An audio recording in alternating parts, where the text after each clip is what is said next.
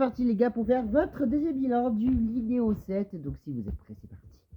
Alors, qu'est-ce que le Linéo 7? Le Linéo 7 a son petite histoire. Et oui. Vous savez, L7 à l'époque, figurez-vous les gars. Mais Filmoon 90, ça va dire son histoire dès que je l'aurai sur Instagram. Il me dira la date de naissance du L7 et tout. Mais à l'époque, le L7 a été créé en 2017, je crois. Mais pas sûr, Filmoon 90 me le dira. Elle a été créée entre Courdillon, donc le prochain interview du L4 qu'on fera en 2026, bien évidemment.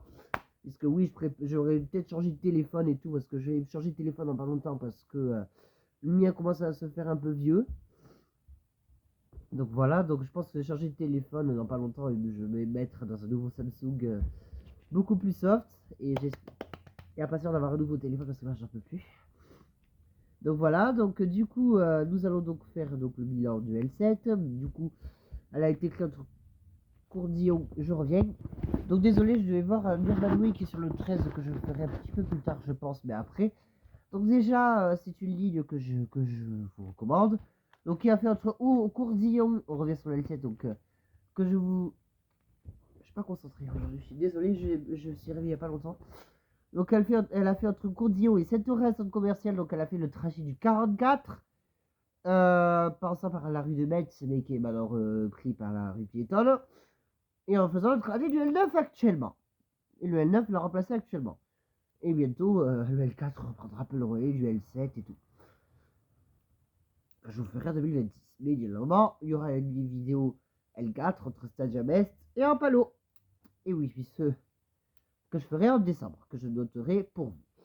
Également, maintenant on fait donc de Saint-Aurès piscine à Université Saint-Sabatier. Je vous montre le plan. Voilà, donc les matériels de bus que vous avez donc aujourd'hui sur le LC, c'est donc des Mercedes Citaro, donc des 17, 18, 19, 21, 22, mais bientôt des 25. Je vous dirai pas le matériel, il y aura de nouveau matériel que vous ne connaissez pas, que j'ai déjà fait sur ma chaîne YouTube, mais dans une autre ville.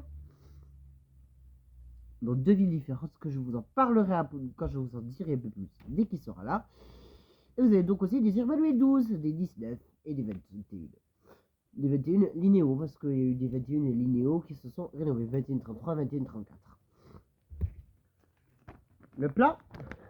Donc on commence à l'université de Sabatier, en passant par faculté de pharmacie, en passant par la ligne B, en passant par la zone aérospatiale de l'AS à Malepère, à Cosmonaute. Nous allons donc aussi passer à Malepère. Le premier terminus qu'on fera, bien évidemment, dans un ou deux mois.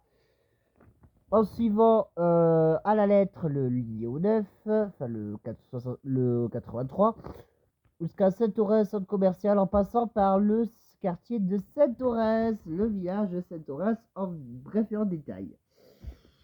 Donc je vous note le numéro de bus qu'on a eu.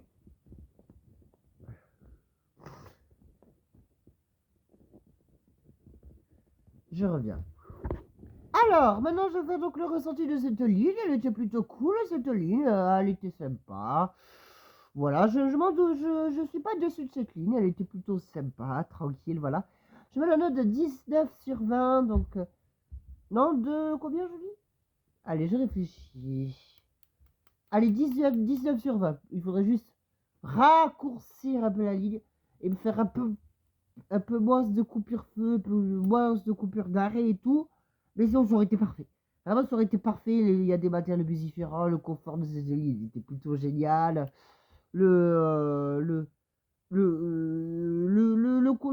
L'atout pour le tout, quoi, vous voyez.